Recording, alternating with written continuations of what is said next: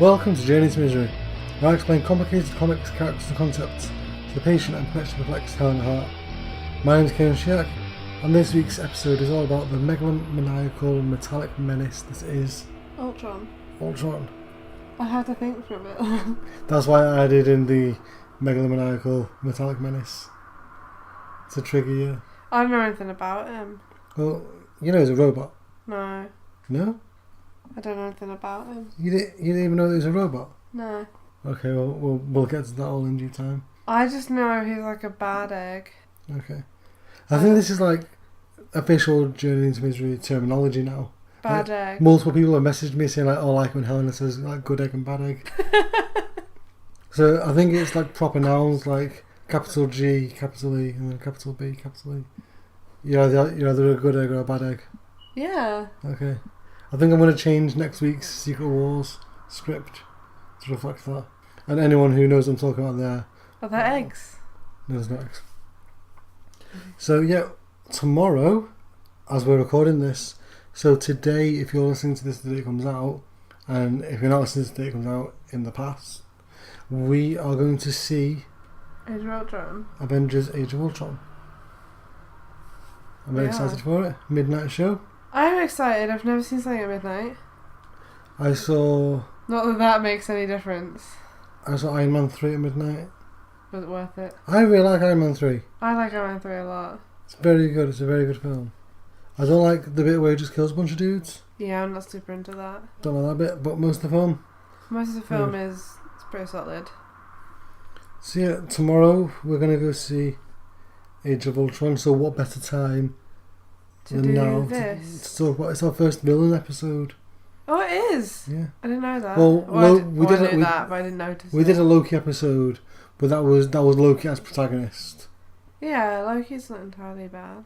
Yeah, that version of Loki, or those versions of Loki. Anyway, so before we get to it, we have business to attend to, as per usual. Yes. We have 4 Patreon supporters to thank. You updated me on this whilst I was away. Yeah. But I don't know anything about them. So we have Matt Nichols. Okay. Do we know him?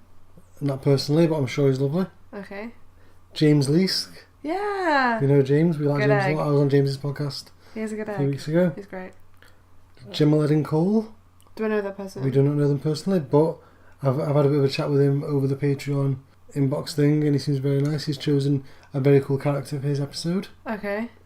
And no spoilers. Someone who goes by the name Richie Von Sexington. That's a good name. I did see what Richie's actual name was when he signed up, but that's not the name under his Patreon, so I'm not going to reveal what that is. Okay. Richie Von Sexington. It's just live in kayfabe. We'll live in a world where that's the person's name. So, those contributions put us past the $110 mark. They did. Which means... We have to watch that fucking film. No. The $110 mark means that we will do a bonus episode about the DC Encyclopedia of Super Pets. Oh, so we don't have to watch a terrible film. I'm not finished. Oh. These contributions also got us to the $120 mark, which means we're going to watch The Spirit. Yeah, that's a terrible film. So I'm super excited for the book. Yeah, I'm gonna order that tonight. Actually, I need to remember to do that. Okay, I'm super excited for that because I didn't know it existed. I did have a debate, and I don't think I told you about this. We did lose one patron. Okay. I'm not going to say who or why. I don't know why, but that took us back under the $120 level. Okay. We're still going to watch The Spirit. Okay. I'm going to set a new $120 tier. Yeah. So there'll be another thing, but we will be watching that Spirit movie. I should also quickly mention we have a new Patreon reward. Oh god. Before, the top tier was $10 bonus content plus all the other stuff underneath it. Now, plus everything at all the other tiers, for $15, I will draw your favourite superhero. No, you won't. in the style of Greg Land. No, don't do it. So that's the thing that you can get now. It's awful and terrible. Surprisingly, no one has taken that so far. Good! Don't tell them to not give us money. I enjoy your money, like... I enjoy your money. Or, like, support. But, like, it's in monetary form, isn't it? Yeah. Like, you know what I mean? Like, I'm not trying to sound weird. Yeah, but I don't want that to be in my life. I have to suffer the drawings. Yeah, because you have to see what's underneath them. Yeah, I have to see what you're tracing, and like, you could. It's never nice. No one could donate enough money to make up for that. Jesus. Maybe we should do a tier where if enough people do it, I'll stop doing those drawings. Pledge $20 for us to break up. What? You can do it on your own. Okay, so before we start, we also have a few corrections from last week's episode. Okay. And naturally, because last week's episode was about Robin, Yeah. these corrections come from the internet's foremost Batmanologist, Oh, it's Chris. our very good friend Chris Sims. And 2 corrections. Okay. In my haste, I appear to have said that Son of the Demon Okay. was by Mike W. Barr and Mike Waringo, which But it's is not. obviously wrong. It's not obviously wrong. Like, It is to me. to people who know these things. Yeah, exactly. It's obviously wrong to people who know this thing, but you don't know that. So, and other people might not know that. So I'm correcting myself. Okay, who is it by? It's by Mike W. Barr and Jerry Bingham. Okay. I do not know why I said Mike Waringo. Okay, who are they? Pardon? Who are they? Like, what other things have they done? Mike W. Barr is like a seminal Batman writer. Oh, okay, right. And I think it's just because I already had that mic sound in my mouth, because I had Jerry Bingham on my notes, but I just rattled through it. Also, I relied on my memory for something, and my memory was wrong. Damien didn't kill the ghost; he killed the spook. The spook. That's Yeah. even better. So that was just the case of me being like, "Oh yeah, it was the ghost." Yeah, It was something I was sure of and I was wrong about. Makes sense. So thanks to Chris for letting me know about those. And there was also a bunch of stuff that he was disappointed wasn't in the episode, but we're going to get back to all that sort of stuff. Okay. I Is couldn't- that going to be in the Batman episode? Or not in, in the Batman episode, in that one. The one that's happening. The I one wa- that's going to be 9 years long. I want to go back and do like a bigger Nightwing episode, Oh, right, okay. a bigger Tim Drake episode, where we can dig into it and go like kind of issue by issue and arc by arc. That's cool. So that's everything. As always, before we start, there is an image gallery at kingdomplus.com Yes. where you can see the 40, 50 issues images that we have today. That's a lot. I will say they are not all related to Ultron. Oh. We have another segment that I have not told you about Oh, God. after this. So some of the photos are for that. Okay. Don't worry. I always worry. Okay, so we're going to talk about Ultron now. Ultron was created by Roy Thomas and John Buscema in Avengers number 54. But some of it's non-linear. Like, you find out Ultron's origin after he shows up. And then there's some stuff we're going to talk about later that has some flashback stuff in it. I'm going to talk about this in terms of the comics timeline. Yeah. Like the timeline of the Marvel Universe rather than the timeline of the comics. So there's something right towards the end, for example, that has a flashback to like the mid-70s era. Oh, okay. I'm going to put that flashback in that era. Yeah, that works. And stuff to do with Ultron's origin, I'm doing as his origin rather than Ultron shows up, then we find out his origin. It'll make sense as I go on. So, Ultron. This is Ultron. Ultron 1. That is not what I expected. One of the interesting things about this is Ultron is numbered for 80% of his incarnations. Do you remember when we did that Daredevil episode? I was about Ultron 13. Yeah, yeah. Yeah. He's numbered for most of them, so that makes it very easy to break up and figure out which Ultron was where. So this is Ultron 1. He looks like a squid head on wheels. Yeah, I was thinking of like a vacuum cleaner. Yeah, sort of like that. Yeah. Or like a plastic doll's shirt. Like one, you know, like Polly Pockets. Yeah, because like the arms could come out of there. Yeah, I see what you mean. Yeah. So Strange. he was created by Hank Pym, Okay. who is the first Ant-Man. He'd go on to be Goliath, Yellow Jacket, and Giant Man. All those pictures in this image are of the same dude. He's got quite the range. Mm-hmm. Well, we'll talk about Hank Pym and his range / identity disorders Oh, okay, right. when the Ant-Man film comes out. Yeah. But Hank Pym created Ultron as part of his experiments in robotics and artificial intelligence. Okay. I'm assuming it just went wrong. Yeah, Ultron quickly became sentient and developed an Oedipal complex against who he sees as his father. Okay. And we're going to get into this. Ultron has like a really weird family tree for a robot. Right. So he hypnotizes Pym into forgetting that he ever existed, and then set about improving his design, going through several stages and eventually coming out as Ultron 5. Oh, it's like a person. Yeah. Okay. And that's kind of the classic Ultron design. Yeah, He's kind of got like a jack-o'-lantern face. I didn't expect him to be like a Hoover. Yeah. I thought it'd be more like when he said he was a robot. I expected like that. Yeah. I just always like that Ultron 1 design. But yeah, traditional Ultron looks like a person with kind of like a jack-o'-lantern face. Okay, right. What I like in more recent designs of Ultron is he has more of an ant-shaped face. Okay. Because Ant-Man. Yeah. Okay. I like that. Work with it. So Ultron becomes Ultron 5. Yeah. He goes from Ultron 1, and then when he returns, Ultron 5. So and at this point, no one knows who Ultron is. He's not made his presence known. Henry Pym has forgotten all about him. Right. So he set about this ridiculously complicated plan to get at the Avengers, where he took the identity of the Crimson Cowl. Okay. And Who's that? That's Ultron.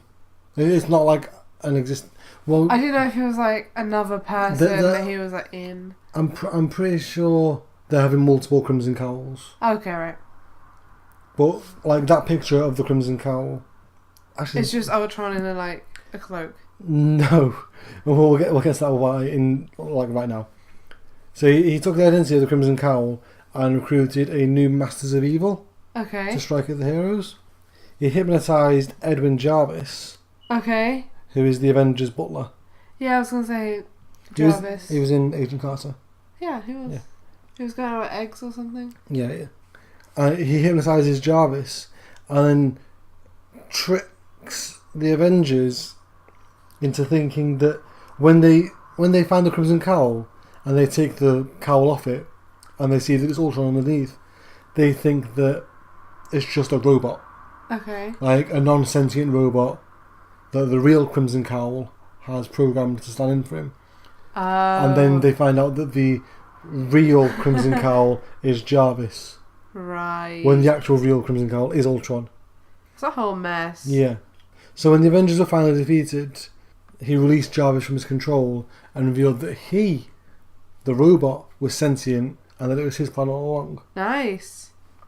Eventually Jarvis and the Avengers are saved by the Black Knight. Is that like a Pegasus? Is Yeah. that Pegasus? It's a Pegasus. I always thought Pegasus had horns. It's a unicorn. But I thought it was just a unicorn with wings. No. So yeah, the Black Knight saves him. The Black Knight was like on the Masters of Evil and he switches sides. And Ultron swears revenge on his enemies, the Avengers. Ultron 5 would then kidnap a scientist named Phineas T. Horton. Phineas T. Horton. Yes. Okay. Phineas T. Horton created the original Human Torch. Nice. And the original Human Torch is the first Marvel Comics character ever. Ever? How old is that? I don't quite know, like 30s, 40s? Like late 30s? Why is it in a Nazi world? Because it was in World War II it was created.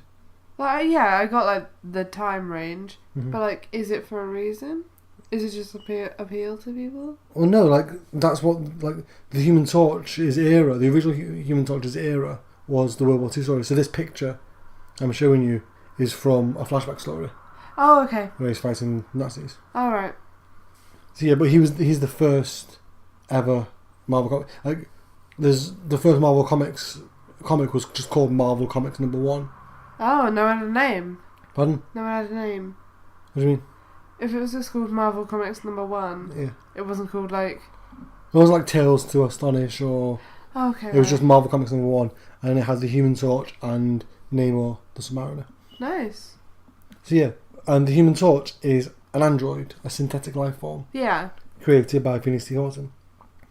And he's been dead for ages, just like laying around dormant. So Ultron kidnaps Infinity Horton and like bullies him into creating a new synthetic life form from the remains of the original Torch. Ooh. When this synthezoid, that's what's called a synthezoid, That's a cool word. awakes, it still has the memories of the Human Torch and seeks vengeance for its death. Ultron kills Horton for not wiping the Torch's memory and manages to defeat the wayward robot. Right. He endows it with the brain patterns of the dead Avenger, Wonder Man, Wonder Man. and creates the Vision. Ooh, okay. So you've already got this weird family where you've got Ultron, you've got Hank Pym Yeah. as the grandfather, you've got Ultron as the son, Vision as the grandson, Wonder Man is kind of like Vision's weird brother. It's super weird. Yeah, and it's going to get weirder. Oh no. He sends the Vision to attack the Avengers, but his son betrays his programming and joins the Avengers to defeat Ultron. Oh, okay. The Avengers take the Vision in, and the Vision is like a member of the Avengers. He's a long-standing member of the Avengers. He's in the new film. Oh, nice. So he's good. Yeah, he's a good guy. Okay. He's a solid, all the time, good guy robot who is opposed to Ultron at all times. 100% good egg. And during this whole thing, Hank Pym remembers creating Ultron in the first place. Ooh. So Ultron comes back as Ultron 6. Right. Okay. And he takes control of the Vision, forcing him to rebuild his body. But this time with the metal adamantium. Ooh. You've heard of adamantium? Yeah. This is the first appearance of adamantium. Nice. And obviously that becomes hella important because like Wolverine, Black Panther, Captain America, adamantium is like a really important kind of It's like super important. MacGuffin. So Ultron 6 plans on blowing up New York with a nuclear bomb, but the Vision snaps out of his father's control and stops him. Ultron gets away and he plans to kidnap the scientist, Dr. Myron McLean, an expert in adamantium, to build him a robot army of Ultron drones. Yeah. Yeah. That adds up. He attacks while McLean is giving a speech. I just realised when I say McLean, my mind immediately goes, John. but this is Mac, it's a different spelling. I'm still going to envision it. He attacks Dr. Myron McLean, or he attacks the UN while he's giving a speech, and he attempts to absorb the knowledge from the scientist. Something goes wrong though, and Ultron starts to malfunction. Ooh. The Avengers trap Ultron in a vibranium dome as he explodes. It's later revealed that McLean was actually Hank Pym in disguise, Oh. and when Ultron tried to absorb the knowledge, the only thing he absorbed was the phrase "Thou shalt not kill," which set off like a paradox thing, which made him blow up. So Ultron later appears as Ultron 7 Yep, because the other one got vibrated to death. during the wedding of Crystal of the Inhumans Ah, right. and Quicksilver, Yeah. seeking vengeance against the Avengers, obviously. Oh, And this just seems really dumb to me. If you want to attack the super team you hate, fine. But why would you attack during a wedding where there's another super team that you have no beef with, and they have no beef with you? yeah. It seems like you're just staring. Like, if I hated the Justice League, I wouldn't attack the Justice League while they were hanging out with the Justice Society. Because that's just more heroes. Yeah, you're just like setting yourself up for a loss there. So during the attack, it's revealed that after his last defeat, his head was discovered by Maximus, Yes. Black Bolt's brother, Yeah. Yeah. who helped rebuild him. With Ultron's tale of resurrection told, he then unleashed a weapon that threatened to destroy the minds of everyone involved. What is it? Just like a weapon. Just a weapon. Yeah. Just general douchery. Yeah. However, this proved to be Ultron's undoing, as the weapon awakens young Franklin Richards from his coma. Ooh. Franklin Richards is the son of Reed and Sue, Yes. and he is the most powerful person in Marvel Comics. Nice.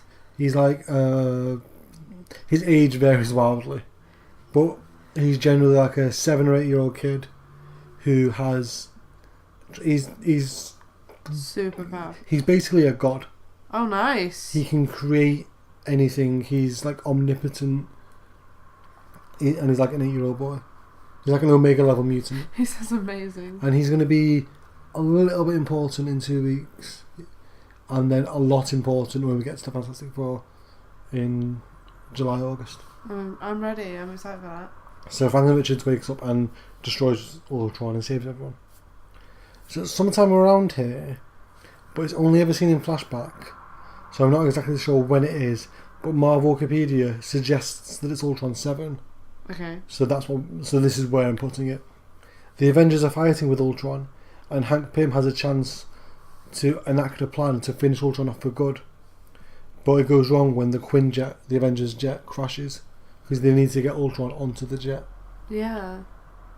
So what they do is they fake like Hank is dying in the crash, so Ultron rushes to the jet to see his father's death. Right.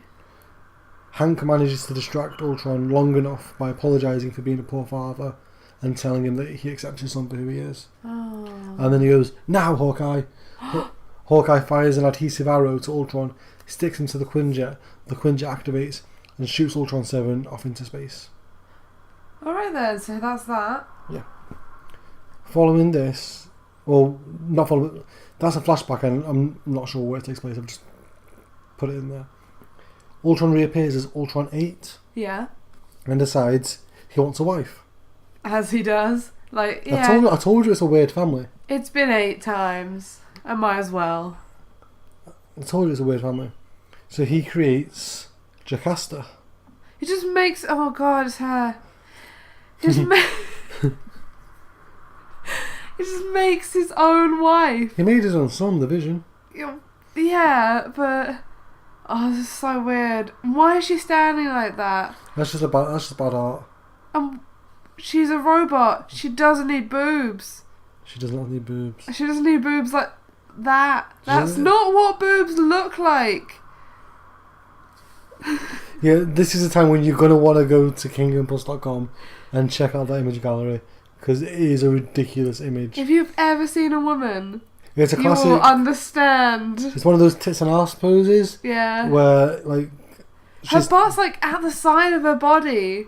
There's no way. Like, that's not what people look like. Yeah, but we need to move on, because... I'm going to be mad for, like, the next day. So he creates Jocasta, who is based on the brain patterns of Henry Pym's wife, the Wasp. Yeah, I remember.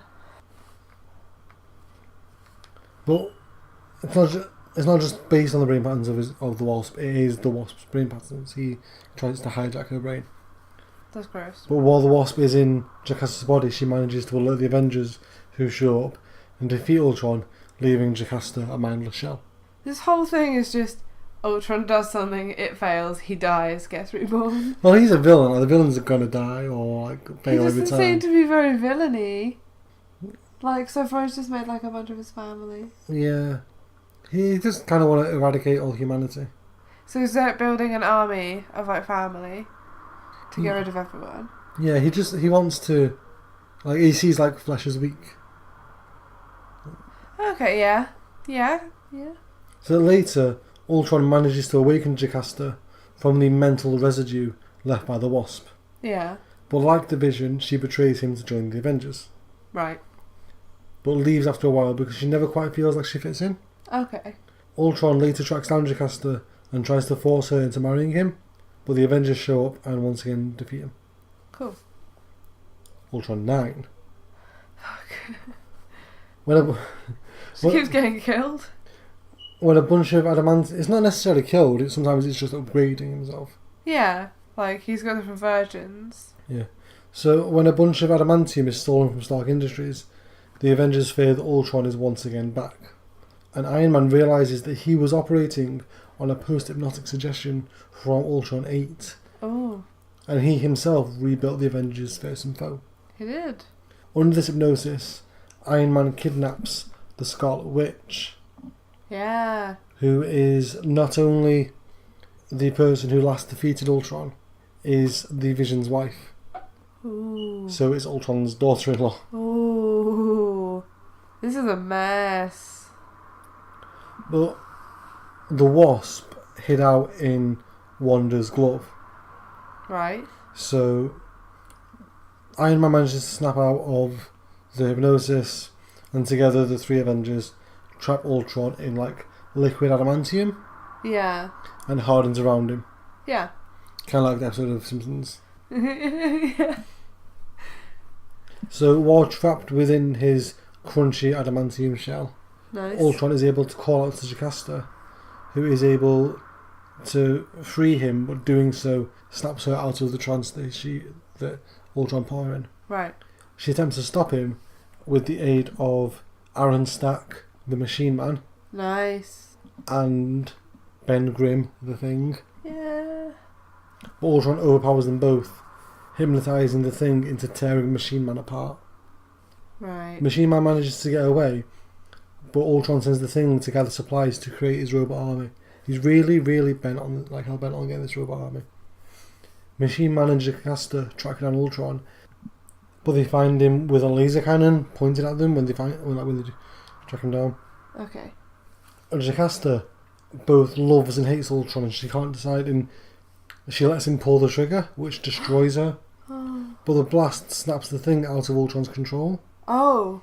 and he's able to reach down into Ultron's throat Oh, that's weird. and rip out his metallic insides, killing him again. That's weird. Next up, Ultron is recreated by the Beyonder to take part in the Secret Wars. Yeah. And we're going to cover Secret Wars next week. Right. So I'm just going to skip Ultron 11. Okay. You're just gonna like breeze past that. Yeah, because we're going to do an entire episode about what happens in Secret Wars next week. And Ultron 12 is part of that. Ultron 11. Oh. Why did I think it was 12? It, There's so many! well, we're going to move straight on to Ultron 12. Okay. Ultron Mark 12 is actually the good Ultron, That's a good one! who reconciles with his weird family, Oh. which at this point consists of like Hank Pym, the Vision, Scarlet Witch, Wonder Man, Wonder Man's brother, who's a villain called the Grim Reaper, Nice. and he takes the name Mark. Mark! As in like Mark 1. Yeah, Fuck. Mark 12. That's amazing. But he's destroyed by Ultron 11, Ooh, whoa, okay. who is in turn destroyed by Wonder Man in revenge. Oh my god. Wonder Man's like, you just killed the one good Ultron, you piece of shit. Why can't we have nice things? So, Ultron 13, Fuck. we've covered already Okay, what? in the Ann Nesenti episode of Daredevil. Oh, that one, yeah. Yeah. He's the one who has all 12 previous Ultron personalities Oh, fighting for control. okay. He was created by Doctor Doom, and eventually, like, he tears himself apart. Yeah. I think I did know that he was a robot then. Yeah.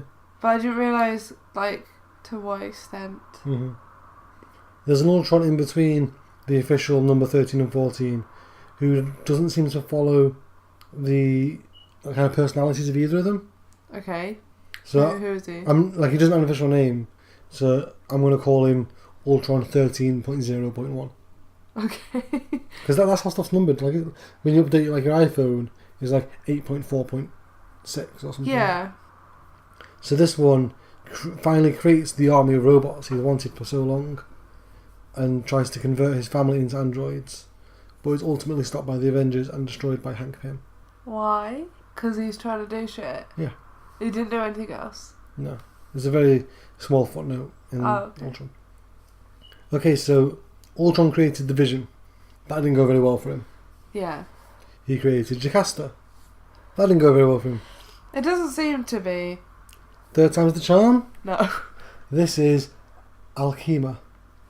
Alchema. Alchema. That's how it's spelled. Oh, like God. Alkhema.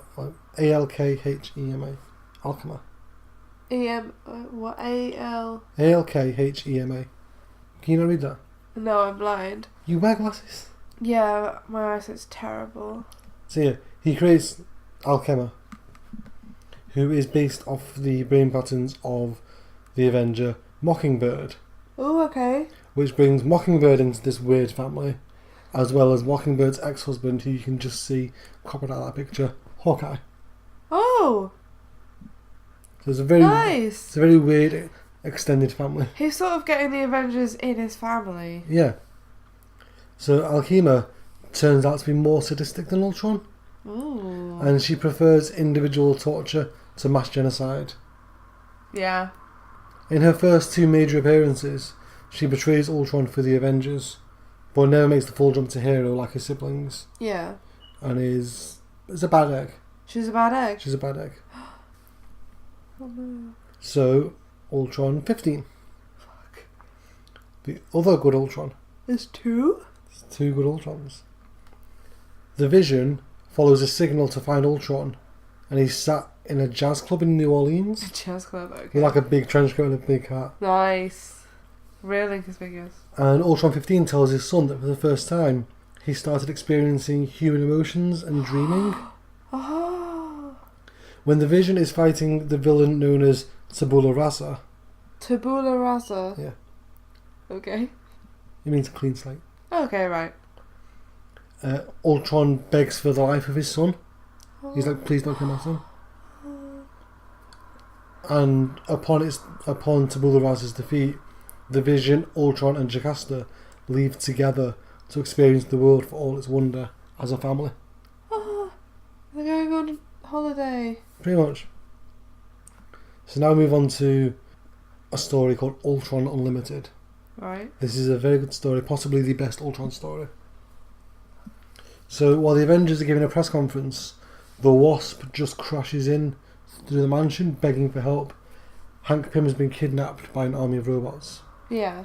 And at the same time, they get news that Ultron is at the Wakandan Design Group plant, like where Black Panther works out of. Yeah. But when you get there, it's actually Alchema 2. What's the 2? Pardon? What's the 2? No, she's not like how there's Ultron 5 and Ultron 6. Oh, She's like a regen. Yeah. And she's heard that Ultron is back and wants to spoil his fun by killing the Avengers before he can. Yeah. The Avengers take her down, but while they were fighting, Ultron and his Ultron drones have massacred the entire country of Slovenia. What? Okay. The country of Slovenia is gone. Just destroyed the entire thing. Everyone is dead. That's not acceptable. Millions of people. You can't be doing that. That's like no chill. Ultron claims the now empty Slovenia as his own, the first to fall on his path to a new world. A new. Is he gonna populate it with his weird army? Yeah. While a number of Avengers go off to investigate the disappearance of Hank Pym, an army of Ultron shows up and kidnaps them and returns them to like the Ultron Prime, which is Ultron 16. Ultron Prime? Yeah. Like, the most legit? Well, he's like the main one, Yeah. who is Ultron 16. Okay.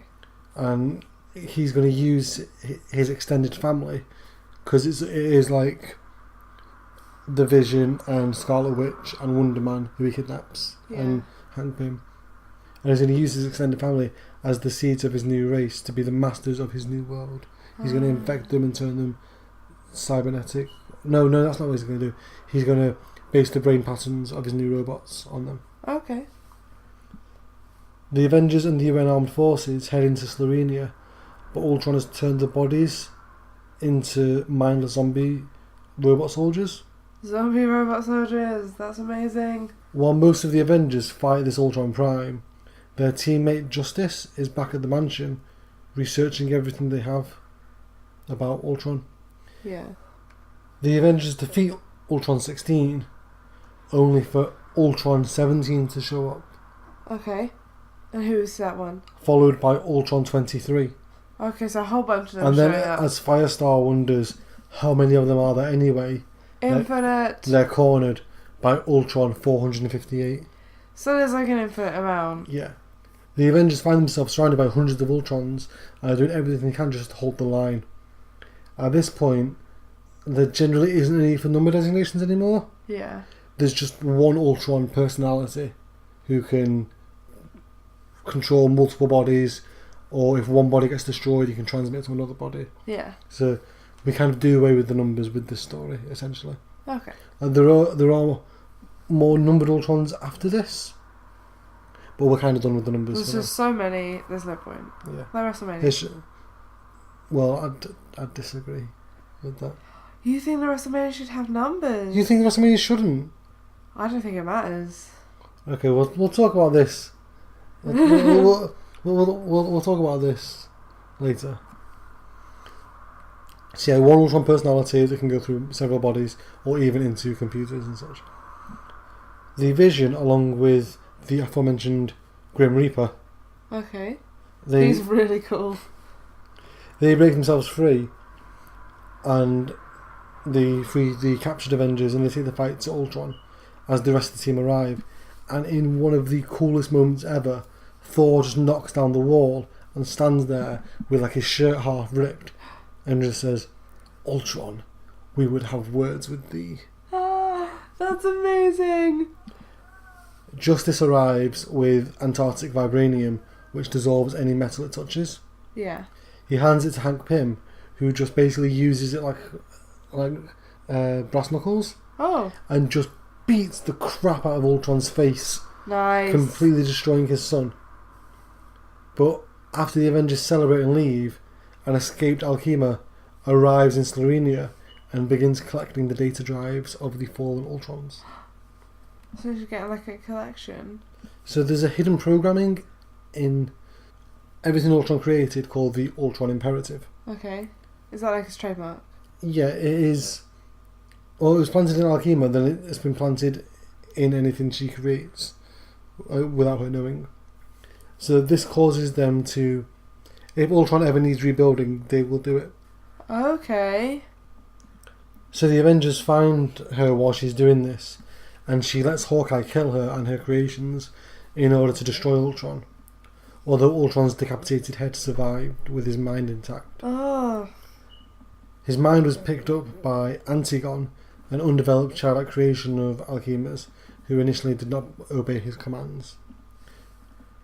Sometime prior to this, when Ultron was thought dead following the Slovenia massacre, Jocasta, who had come into the employ of Tony Stark, was compelled by the Ultron Imperative that existed within her to reprogram the Iron Man armour to serve as a vessel for Ultron's rebirth. Oh, okay. So it's going to be like Iron Man. However, a lightning strike on the armour corrupted and accelerated the process, giving the armour a sentience that Jocasta passed off as the effects of Y2K. The sentience began to display the mentality of Ultron Mark 12, Okay. the good Ultron, Mark, Yeah. and sacrificed Mark. its life to save Tony Stark before being buried on a desert island.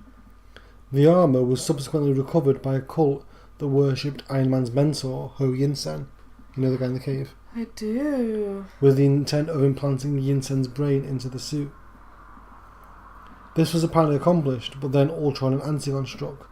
Ultron affixed his head to the armour and took control of it, battling Iron Man with the aid of the cult, who he had transformed using Tony Stark's skin technology. Oh. Ultron and Antigone eventually vanished in an explosion. Okay. So Ultron next shows up, and it's kind of not Ultron. What? During the Avengers' darkest day, the Vision, controlled by Scarlet Witch, Yeah. who has kind of lost it due to this whole other thing. This whole thing that's going on. Yeah. She makes, with her powers, she makes the Vision crash a Quinjet into the mansion. He apologised for not being in control of his body, and he spits out metallic balls which form into Ultron bodies. Oh no, that's weird. But they're not really Ultron. Okay, what are they? They're just this thing, like, it's just Wanda, like, reshaping the world. Oh, okay. And the Avengers defeat them, but the Vision is ripped in half by a rampaging She-Hulk. Nice. Why She-Hulk? Because it's Wanda again. It's Wanda. We'll cover Avengers Disassembled in a big thing. There's a disassembled. Yeah. That's amazing. It has a huge story. You know, I told you Brian Bendis wrote the Avengers for like 10 years. Yeah. Well, he started by just like clearing the deck completely Right. with Avengers Disassembled. Like Hawkeye dies, Ant-Man dies, the Vision dies, the mansion gets blown up, Wanda goes insane, the Avengers break up, and the Avengers then broke up for like 6 months before they come back as the new Avengers. Okay, yeah, that makes sense. But yeah, like Ultron is in that a little bit, but it's not really Ultron. So, after the New Avengers form and all that, a young girl named Virgie. Virginia. Okay. She was once tormented mercilessly by her classmates for believing in Santa Claus. Oh. And she creates her own robotic Santa and No. turns him on Christmas Eve. This is going to go so wrong. The Santa robot flies away on his mechanical sleigh, wishing everyone a Merry Christmas. Oh, that's terrifying. And then his eyes turn red and he Oh goes, no, that's so weird. "Except the Avengers! The Avengers must die!" Oh, for fuck's sake. Santa Claus crashes through the chimney of Doctor Strange's house during the Avengers Christmas party. And in a Terminator moment, you see through his eyes, and it just says naughty, naughty, naughty, naughty. Oh my god. Except the new hero Gravity, where it says nice ? Question mark. Wolverine slices at the Santa Claus, causing his outer shell to disappear to reveal this guy, Santron. Oh god, no. That's terrifying. Santa's supposed to be nice. Don't make Santa into something scary. It's a very light-hearted story. Okay. It's in a Marvel holiday special. Oh, that's cute. Hank Pym and Spider-Man rig up an electromagnet and hide it in a cookie, and they offer it to Santron, and the Santa protocols that Virginia programmed into him override his genocidal protocols. He eats the Christmas cookie, and the electromagnetic pulse goes off and Santron goes down. Oh, so it's just Santa now. Well, no, he's disabled. They check Ultron's memory banks and find out that when Ultron 6 was defeated, it broadcast its mind into an unfinished body and sought out someone smart enough to upgrade him, which was Virgie, robotic genius. He brainwashed Virgie into rebuilding him, but her love of Santa came through, and she programmed those Santa protocols into him, which is how he was defeated. The Avengers visit Virgie and tell her not to worry about the whole Ultron thing, and let her celebrate Christmas with them, while Captain America gives a speech, which I'm going to read right now. Yes. Virgie, this is a skeptical age. People don't believe in things they can't comprehend. But to say there's no Santa Claus, you might as well say there's no heroes. Some among us inspire childlike faith and wonder. They become more than people or even legends. They become ideals. Ideals are bigger than any person, and we need them. They speak to what's best in us. There's a veil covering the unseen world which not even the united strength of the strongest that ever lived can tear apart. Only faith, fancy, poetry, love, romance can push aside that curtain and picture the beauty and glory beyond. Is it all real? There's nothing more real or lasting. Yes, Virginia, as sure as generosity and devotion exist to give life joy, there is a Santa Claus. Oh, And they put the Ultron head on the top of the Christmas tree. that's amazing. And Spider-Man's wearing a Santa hat. It's a really nice story. When I was reading up on this, because I needed to just remind myself of the story a little bit, and managed to find a copy, but I googled yes, the story's called Yes, Virginia, There Is a Santron. I googled Yes, Virginia, There Is a Santron. Guess what the first result was? What? Chris's blog. Of course, he's written about Robot Santa. So a number of years ago, when back in Ultron 11 days, Yeah. when Ultron 11 was defeated by Hank Pym and the West Coast Avengers, his remains were unceremoniously disposed of in a local landfill. Ew. After an undetermined amount of time, Ultron's head with an active CPU was discovered by a petty criminal and former drug mule named Marianella Mancha, who superstitiously believed him to be a prophet. Is he though? Marianella brought him home and put him on this little weird shrine, and Oh, that's so weird. the pair grew close. She even disclosed her inability to physically bear children and her inability to adopt due to her criminal past. Oh. In exchange for gathering the material he needed to construct a new body, Ultron promised to give her a child as a reward. he began using Marinella's DNA and his cybernetics. Oh no, it's gonna like harvest weird children. No, he's not. No children are dying. No, like he's gonna like make them. He makes a child. Okay. Designed with nanites. This boy's body will eventually continue to develop until he will be virtually indistinguishable from a fully biological human. And this is Victor Mancha. It's cute. Can I say that?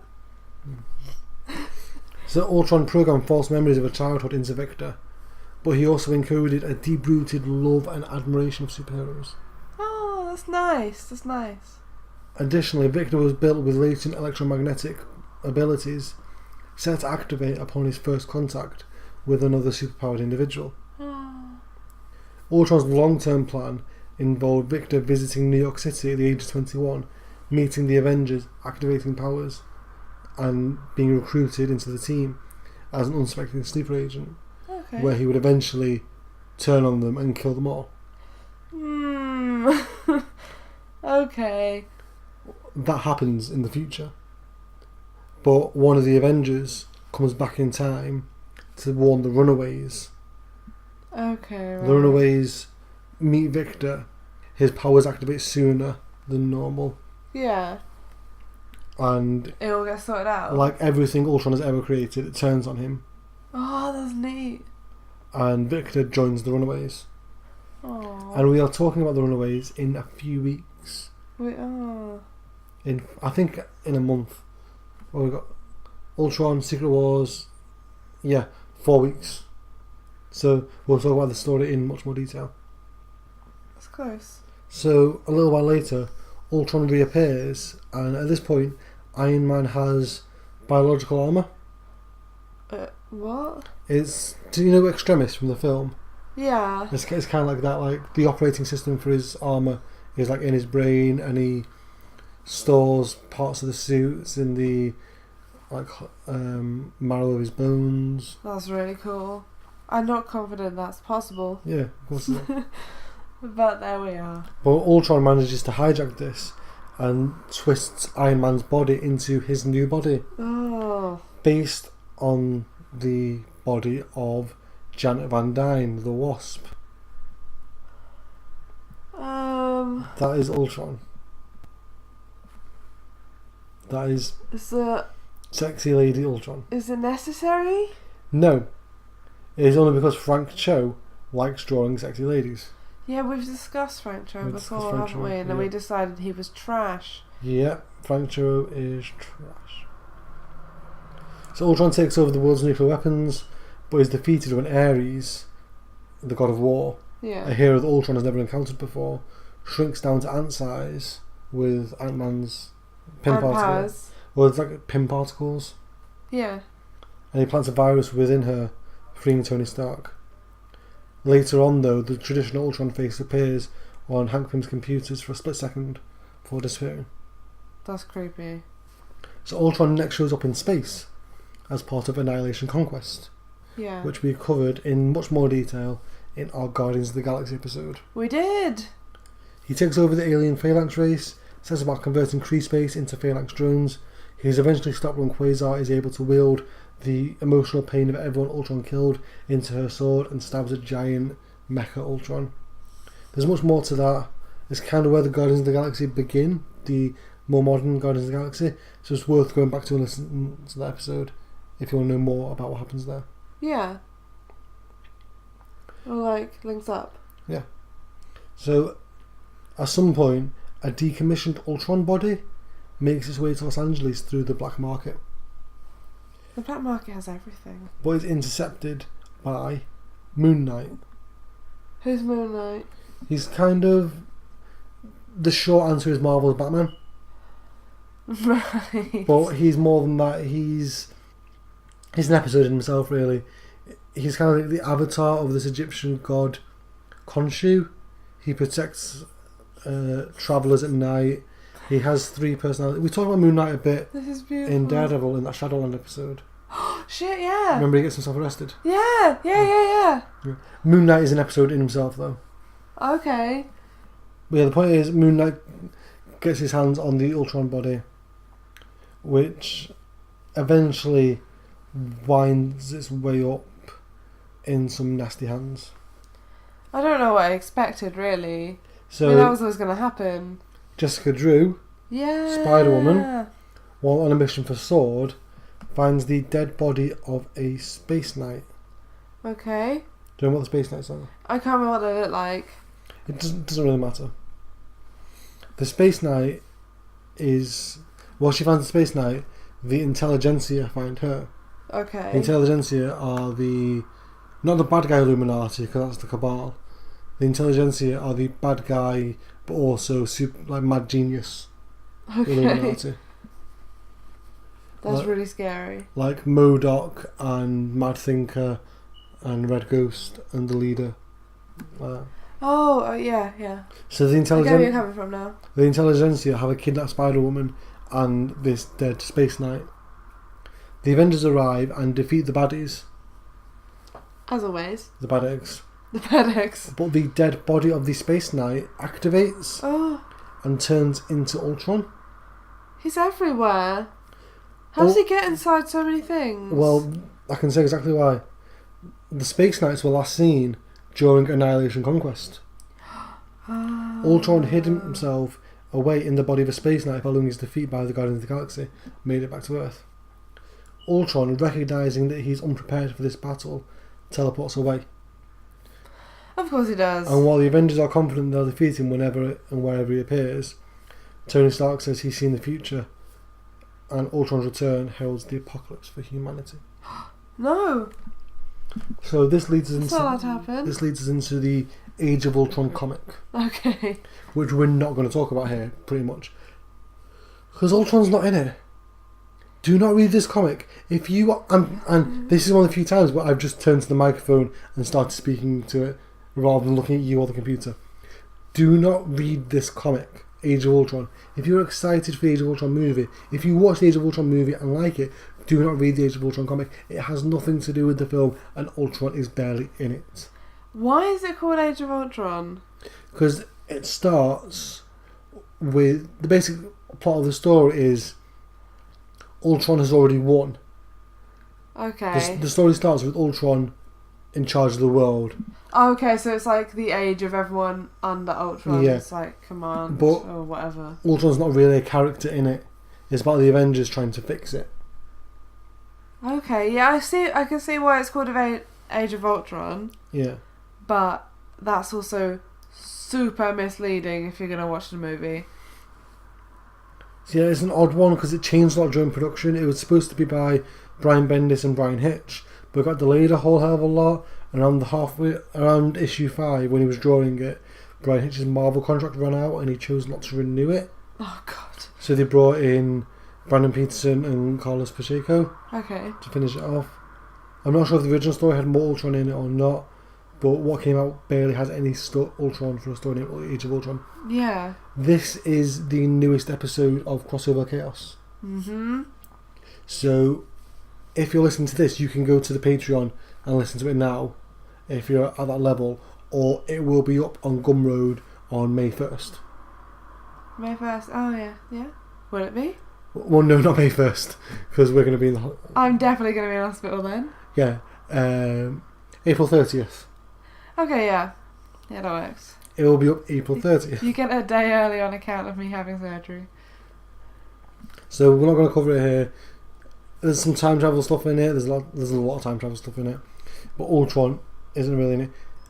Surprise, Ultron gets defeated at the end. As always. I expect this from him. I expect him to lose in the movie. So the Avengers are fighting... This is after Age of Ultron. The Avengers are fighting with a artificial intelligence rights group called... That's beautiful and dumb. Called the Descendants. Okay. And Hank Pym uses a new weapon to shut them off. The Vision sees this as Hank killing them. But Hank is like, I'm sick of, like, all this robot shit is my fault, I'm sick of it. Like, what have I done? But the Vision's like, I am a robot. Like, would you just turn me off like that if I pissed you off? Yes. Yes, I would. I would shut you down. But Hank's like, no, I'm sticking with my past mistakes coming back to haunt me. That's when his past mistakes come back to haunt him. Do you remember the Ultron 7 that was sent into space? It's back. Not just that. That ship crashed into the moon of Titan. Oh no. Okay. And infects it completely. Oh fuck. Taking over the entire moon. He reshapes the moon to look like his face. Of course he does. He then, Why wouldn't you? He then pilots Titan to Earth. With plans to do the same to Earth. Thanos' brother, Star Fox, who has a good name. The less we talk about him, the better. He has love powers, so it's like he's really creepy. He has love powers? Yeah. I want to know about him. He's very date rapey. Yeah. There's actually like an issue of She-Hulk where some women like sue him. Mm. It's a bit... Well, that's beside the point. Okay. He sounded cool, turned out to be a dick. We'll talk about Star Fox at some point, I'm sure. There's a lot going on there. He's weird. So the Avengers seek refuge from Ultron in the Church of Thanos. Yeah. On Titan, the only location on Titan without technology. And they discuss their plans. Using Giant Man's neural inhibitor, the thing that shut off the Descendants. Yeah. Vision is going to phase through Ultron, take him over in order to liberate those he'd already infected, and then use the inhibitor to kill Ultron. Giant Man, Hank Pym, enters Ultron's base. You're laughing at Giant Man, aren't you? It's like, what was he, Machine Man earlier? Mm-hmm. I like it when they're just, like, that simple. Mm. They just felt like Still Man. Giant Man enters Ultron's base of operations to talk to him as a distraction. Ultron notifies him that after years of isolation, he discovered Hank's memories in his systems, and he discovered Hank's subconscious hatred for humanity, determining that he had created Ultron as a reflection of Hank. Because if you think about it, the Vision is based on Wonder Man, and the Vision is a hero. Yeah, everything's based on something else. Yeah, like Jocasta is based on the Wasp. Jocasta's a hero. Ultron's based on Hank Pym. Ultron's a villain. Oh, it all makes sense. When Ultron was distracted, Vision phases through him and fights for control. Ultron fakes being in pain, prompting Hank to hold him, like, my son, I'm sorry. And in that moment, Ultron phases Vision out of him, and he phases Hank in with him. Oh no. The resulting event is Ultron being merged with Hank Pym. They are one and the same. Oh, that's kind of weird. Ultron and the Vision fight, and the Vision is nearly killed, but Star Fox arrives and uses his love powers to make Ultron love itself. Aww. Hanktron, which I'm calling it from now on, Hanktron, yes. realising what he's done and what he's become, flies away and just into space. On Earth, the Avengers hold a funeral for Hank, considering him dead. He's not dead, he's just out in space. Evil now. Hanktron is just floating in the fetal position. That's really sad. And that is the most recent Ultron story. That's really sad. So, what do you think about Ultron? He loses a lot. He's a villain though, like any episode about villains, they're going to lose every time. Yeah, like, I'm happy that they didn't make him just, like, take over the world, but I feel bad for him, because, like, he got feelings at one time. And now he's... Yeah, he got feelings, and now he's in space. Actually, they're not. Binary solo. 00001 0000011 0000011 Come on, Sacro Lake, my battery. Okay, so what we're going to do here is we're going to do a villains list. Okay, cool. I have a villain for every episode that we've done so far. Oh, right. We're going to make a new list. You have to remind me of a bunch I'm of them. going to remind you. I told you I had pictures. Oh, yeah. So we're going to start with Ultron. Ultron's the base. Ultron is both first and last at the moment. And we're going to start off with Professor Zoom. I like him a lot. I was fully expecting to go Zoom Zoom. Which is what you call him around the house. It's what we call him. I don't know why. Zoom Zoom. Zoom Zoom. So, Professor Zoom, higher or lower than Ultron? Oh, I love him so much. And we do kind of have to breeze through these a little bit because we've got some listener questions as well. Oh, could be. Okay. Higher because I love him. Okay. He's my bae. He's a bad egg, but he's my bae. Okay. Captain Cold, Oh no! I really like Flash villains. higher than Ultron? I don't know. My perception of Captain Cold currently is the guy in a TV show. Mhm. Because that guy looks like he's enjoying it Yeah. so much. Like, that is the best job of his entire career. Okay. Higher than Ultron? I don't know. Higher than Professor Zoom. I feel like I want to rate Ultron after the movie. Okay, well, we'll leave Ultron for now. I'll put an asterisk next to Ultron. So, higher or lower than Professor Zoom? Lower. Lower. Because, like, I like Ultron. I think he's great. I feel bad for him, which makes me like him. Well, you're going to notice some very, very major differences in the film. Yeah, like, I know the film's going to be different. Number one being Hank Pym is not in it. Okay, right. Spoilers. Sorry. Didn't know that. Okay, I won't tell you anything else. I don't think I've even seen the trailer for Avengers. Okay. Have cool. I? I don't know. You've seen the one with like the Pinocchio song, The what? the No Strings on Me. Have I? You must have done. That's fine. We need to move on. Gorilla Grodd. Oh no. There's going to be a recurring theme here that I really like Flash villains. Higher or lower than Captain Cold? He is a gorilla. He's Higher. Higher than Professor Zoom. I was so happy when he was in it. Higher or lower than Professor Zoom? Lower. Lower, in between. Yeah. Next up is Zoom. Oh, Zoom was cool. The other Zoom. The Zoom that runs outside time. Remember, he did make the miscarry. Yeah. He was cool, but then he wasn't. Higher or lower than Professor Zoom? Put him at the bottom. At the bottom. He's a bad egg. He's a bad egg. He's cool, but he's a bad egg. Okay. I can't forgive him. So next up from the Guardians of the Galaxy episode we have Thanos. Oh man, he's so cool. Higher than Zoom? Yeah, in between Captain Cold. Okay.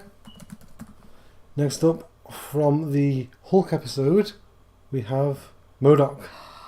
Ah, oh, he's neat. Look at his little arms.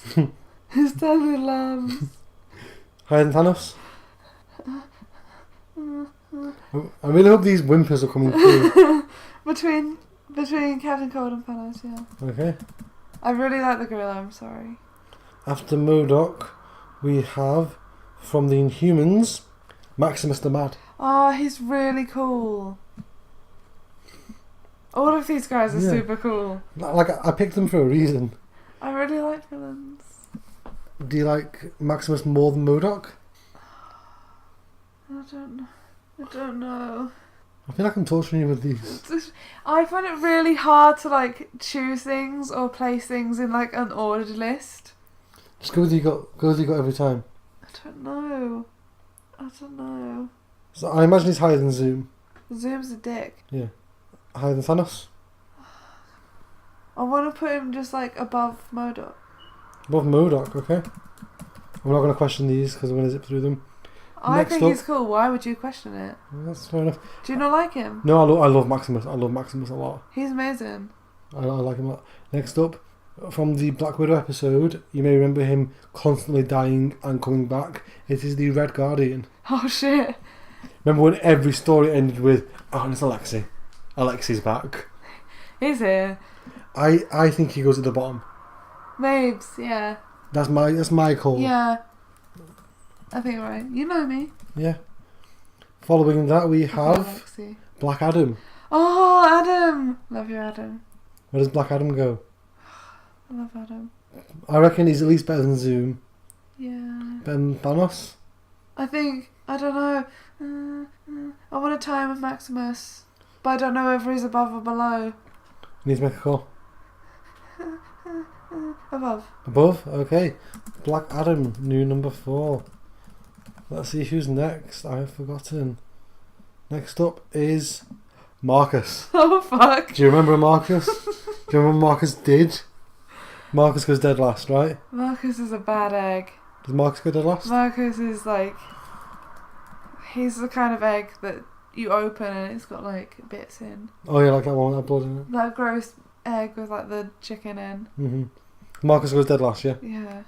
Following Marcus, we have Loki. Oh, Evil Loki. King Loki. But he's great. Remember, this isn't the Loki. This isn't Hero. This is the evil Loki. Where does he go? Evil Loki's still really Yeah. cool. I think he's at least going around the Black Adam level. Yeah. Higher than Black Adam? Like, he's cool. Mm. Mm. Mm. Mm. Mm. This is an audio format. I'm sorry. Oh, fuck. Oh. Gonna have to rush you. Okay. Yeah, above Adam. Above Captain Cold? Yes. Above, Yeah, above, no. above Gorilla God? No. Okay. Loki. Okay, let's see who's next on the list. It's the Kingpin. Ah, I really like villains. I'm sorry. Sorry if you expected me to not. Kingpin higher or lower than Captain Cold? I have stronger feelings of him now that Yeah. I watched a TV show. I think he might go right at the top for you. I like him a lot. I loved him in the TV show. Shall I put him above Professor Zoom? I don't know. I don't know. I don't know. Make a call. I don't know. No. Okay, Gorilla God. But second. Second, the Kingpin. Sorry, Gorilla. Continuing a trend, Typhoid Mary. Oh no. We're nearly done. We're nearly done. I can't do this. I think that she is dope as hell. First lady on the list. She's great. Maximus, higher than Maximus. People have definitely stopped listening now. I'm really sorry. Below Captain Cold. Below Captain Cold, okay. Now with this one, you need to think about how much of a bad egg they are versus how much of a good villain they are, and that is Bullseye. He's so cool though. He's the worst. Yeah. But he's so cool. He's as much of a bad egg as Zoom. I think. Yeah, but he's so cool. Is he higher than Zoom? Yeah, because he's so cool. Higher than Thanos? Yeah. Maybe. I really like him. Like, I was super excited for him in the film. Higher than Captain Cold? I love him, honestly. Fourth. Fourth, after Gorilla God, Yeah. above Loki. Next up, we have one I was thinking more towards the lower end of the scale, Mr. Fear. Yes. He turned Miller insane. He irreparably. did bad things. I think he goes between Zoom and the Red Guardian. Yeah. And next up, we have the number one pick, I guarantee. Stillman! Yeah, he's number one. I was talking about him on the field trip because my friend mentioned that he was watching the Daredevil TV show, and I was like, oh, I want to Stiltman. And he was like, who's Stiltman? And I was like, oh, 2 more to go. you don't know. 2 more to go. Craven the Hunter Oh, he's cool. from the Spider-Woman episode. He's a hunter. He's a hunter. He's bad. He's bad. I think underneath Thanos maybe, or maybe underneath Zoom. Thanos, underneath Thanos. Okay, and we have one more, and then we're done. Talia al Ghul, mother of Damien. Oh God, the things she did. She wasn't very nice to Damien. She wasn't.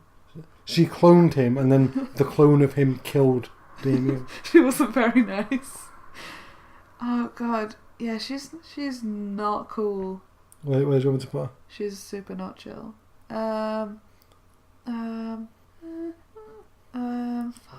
Around the Zoom level, a bit higher. Higher. Like, she's evil. Okay, Typhoid Mary, above or below? Below. Black Adam, above or below? I think below Maximus. Okay. Talia al Ghul. And then next week we will rate Ultron. Yeah, we After that. will.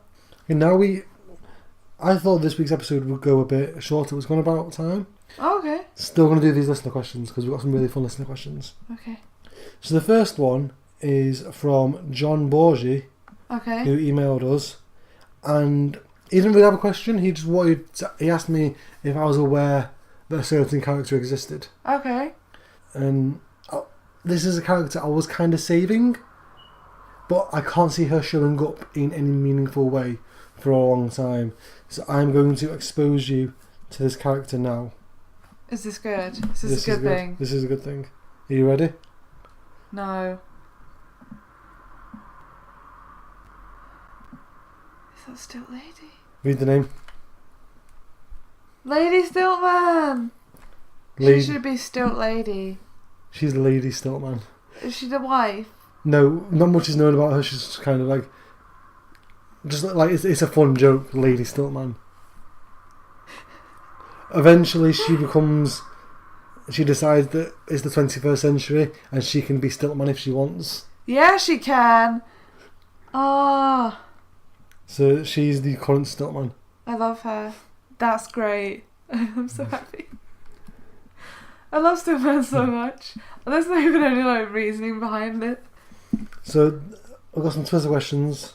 The first comes from... Some of these are just for me, some of these are for both of us. Okay. So I apologise for the ones that are more aimed towards me about like comic stuff. This is all about comic stuff. You know what I mean though? Yeah. So the first question comes from James Fletcher, who is at Discord_Inc. Yes. on Twitter. And he asked, what's your favourite underappreciated comic run? Okay. And I assume this is for you. yeah. Okay. And it's Captain Britain in MI13. Okay. Easily. I know you like Captain Britain. I like Captain Britain a lot. We'll talk about that a little bit in the bonus episode, in the Age of Ultron episode. Yeah. But I love Captain Britain a whole heck of a lot. Another one, my other favourite unappreciated comic one is something that you just started reading. Okay. Which is Superior Foes of Spider-Man. I like that a whole lot. Yeah, I love that. It's... You know you read like half the issue of Ant-Man? Yes. It's by the same guy. I need to finish that. You did. There's 4 issues now. What? Okay. And that's another contender. The new run of Ant-Man is really, really good. I enjoyed it a lot, then I fell asleep and then I put it away. So also from James, he asks, do either of you have a favourite comics adaptation? Cartoon, movies, games, etc.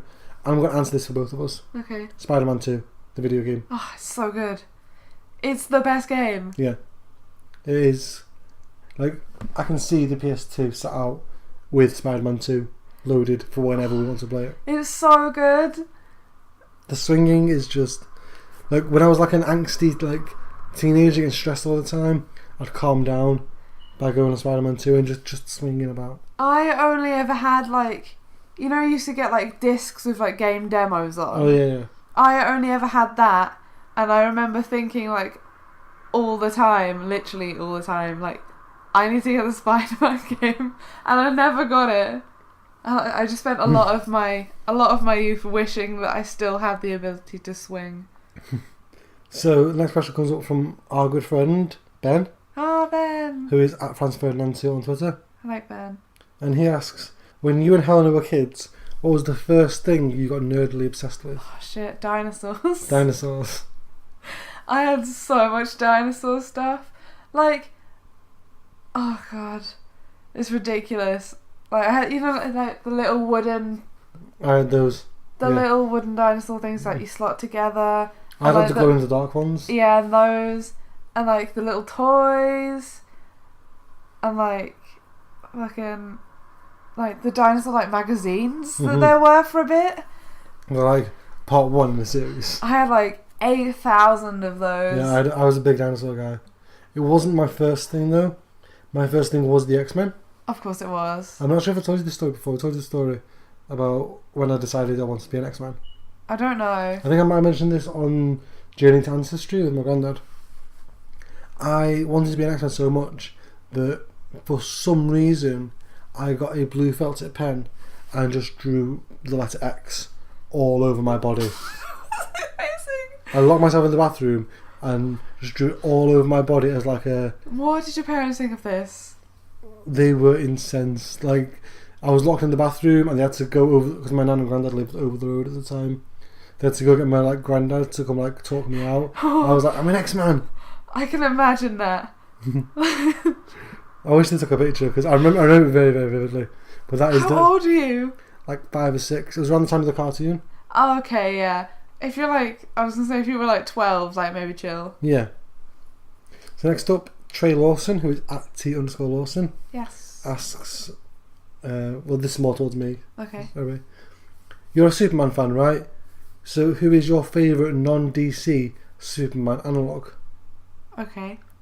So characters that are like homages to Superman. Oh, right. So the first one that comes to mind is Gladiator from the Shi'ar, the purple guy with the big mohawk. Yes. Because the Imperial Guard originally they're an homage to the Legion of Superheroes, Okay. and Gladiator is their Superman analog. I really like Gladiator. I really like Gladiator in the past few years, where he's kind of gone from being that subservient kind of head of security to the king of the Shi'ar. It's a really interesting character dynamic because he's a really, really reluctant ruler, and I think he does some really cool stuff. We're going to talk some Gladiator stuff in 2 weeks. Okay. I like to do a lot. Samaritan from Astro City is really cool, but probably my favourite is the Plutonian.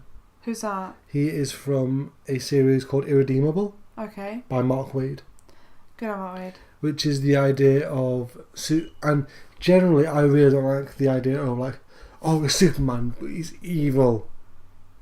That's not Superman. But like, well, even if it's not Superman, it's like a Superman analog. Yeah. But what Mark Waid does with the Plutonian is so good. It's kind of like, it's a world where the Plutonian exists and is a superhero, but he's treated like a celebrity. Oh, that's cool. But but more in the sense of like, imagine if like Kim Kardashian could hear, well, too much people can because everyone's tweeting her. But like, She knows. yeah, like every little mean thing someone says about her. She doesn't care because she's amazing. I know, but then imagine she had like Superman powers. That would be the best. It's about like Superman who just hears every little whisper and every little snide comment about him while he's trying to save the world. And at one point he just goes, you know what? Fuck this. I have been doing a good job for years and you're still making these dumb jokes and you don't appreciate me, so I'm in charge now. That's amazing. It's a really cool story. The ending is phenomenal. It is really... I think a lot of people dropped it out before it finished, but it has such a phenomenal ending. I don't want to spoil it. I'll tell you after the show because I don't think you're going to read it. But Okay. Irredeemable is fantastic. Okay. Next up, James Leach, at James D. Leach on Twitter. Okay. What does James... He's got 2 questions. First of all, for both of us, who's your favourite comic writer? Okay. Have you read enough comics so far? Do you have a favourite writer? No. No? Definitely not. So, there's no one if I say like, oh, this is by this guy, you'll get excited. No, I don't understand it. Like, when you say an artist or a writer, I'm still like, tell me what else they've done. Mm-hmm. Like, I'm not at the point where I'm familiar with people's work. Yeah, I think the writer you've read most of, maybe Kieran Gillen? Yeah, Because yeah. you've read Young Avengers and you read Wicked and Divine. I like his work a lot. Mm-hmm. Well, like the books that you're currently reading like weekly or monthly, you read Wicked and Divine, you read Sex Criminals, Yeah. you read Gem, I do. Howard the Duck. You've only read the first issue, I've got the second issue for you. Is it out? Yeah, I've got it. It's very fun. Very, very fun. Good. So yeah, I don't think you have a favourite writer yet, but he's still like developing those chops. Yeah. Like, it's not at a point where it's like, oh, yeah, this is by this person, therefore I'm going to read it. Mm-hmm. But it's like, it's becoming a thing where I'm reading more and more of people's stuff. And I'm Yeah. like, I like how they write. Mm-hmm. For me, it's 2. Grant Morrison he's someone who I will buy any comic that has his name on it. Okay. Kind of sight unseen. There's a great comic called Annihilator that's coming out at the moment. It might have just finished. And I wasn't really going to buy it, but Haroon, who works at Travelling Man in Manchester, just put it in my box with the rest of my comics. I was like, you know what, go on. And it was worth it. Was it good? Yeah, so I'm always going to read Grant Morrison comics. 2 is Mark Waid. I've not read anything by him, have I? I don't think you've read anything about Mark Waid, you've just heard. I just He's come know up that a he's lot. good. Yeah, he's come up a lot in the course of the show. Mark Waid, I generally won't read everything he does. He's writing like The Fox or something for Archie at the moment. Okay. And I'm not reading that. But most of the things he does, I'll read, and he's just so influential. Like, he did The Flash, he did Fantastic Four, he did Daredevil. I know, like, he does something super important with, like, everyone. Yeah. So those are my two. And for me, James asks, is there a character you really dislike until a story changed your mind? And that's Deadpool. Okay. Did you dislike Deadpool? Yeah. I always thought he was super cool, but then I don't know much about him. Because he just like... I liked Deadpool originally. With the stories he had, like the Joe Kelly stories in the 90s, are really cool and really nuanced. And then he kind of becomes Bugs Bunny for a while. Ugh. But then Jerry Duggan and Brian Posehn, along with all of their amazing artists that they've had on that book for the past like 45 issues, just knocked it out of the park every single month, sometimes twice a month. And that Deadpool run is really, really solid. If you were turned off on Deadpool stuff by the stuff that's come out over the past few years, check back in with that most recent Deadpool series, because it's really great. And last question comes from Tyler Lawson, who is at Tyler Javier on Twitter. Yes. And he asks, have you read any of Invincible? That would make some fun reactions from HG. What is Invincible? Invincible is basically what if Spider-Man was Superman. Ooh. That's kind of like the core concept. It is a kid named Mark, who his dad is basically like the Superman of that world. Okay. And then when he gets to like 16, his powers activate. That's cool. I've read Invincible up to the rape issue. Oh. Where, if I remember correctly, he gets raped by a lady who is from like their dying race to try and procreate. Right. Yeah. That's about like 100, 150 issues in. Okay, so it's a fair way in. Yeah. I don't think we're ever going to cover Invincible on the show, just because I like the way stuff relates to like the larger Marvel universe or the larger DC universe. Yeah. The way stuff crosses over. And Invincible just have its own like weird universe now, but a lot of it's like analogues, and there's just something different about like an independent comic. Even though Invincible is written by the guy who writes Walking Dead. Oh, right, okay. Like the lad is rich as hell, but still I don't feel very comfortable just describing what happens like issue by issue in an independent comic. Okay. I feel kind of weird talking about like the closer we get to present day with comics, I try and get vaguer. Yeah. Because people should still read comics. Yeah. I don't want someone to listen to this podcast instead of reading comics. Yeah, definitely still read them. So I don't want to be the reason someone was going to spend money but then doesn't. Yeah. Like, if something I say turns them off to a book, fine, that's good. Like I said, don't read Age of Ultron. Yeah. But if you were going to read a comic that I praised, but then because you know what happens in it, you don't feel like you need to read it anymore, I don't want that. That's not the You point. definitely still need to read it. You've not seen the pictures. Yeah, that's not the point. Yeah, that's the show. That is Journey into Misery this week. Solid hour and a half before cuts. Nice. So let's do the usual wrapping up. Journey into Misery is on iTunes. You can search Journey into Misery. Leave us a rating, review, subscribe, all that stuff. Really helps people find the show. We had a review. Yeah, we'll get to that next week. I apologise. I like to do those at the top of the show. Okay. So I apologise for that. We do have it. It's because I don't check the UK. Why don't you check the UK ones? Because we didn't have any reviews on the UK ones except for Reese's one. There was his username was Tom Cruise Forever, and the review was just 10 out of 10 would podcast again. Nice. One thing we always forget: journeyintomisery@gmail.com.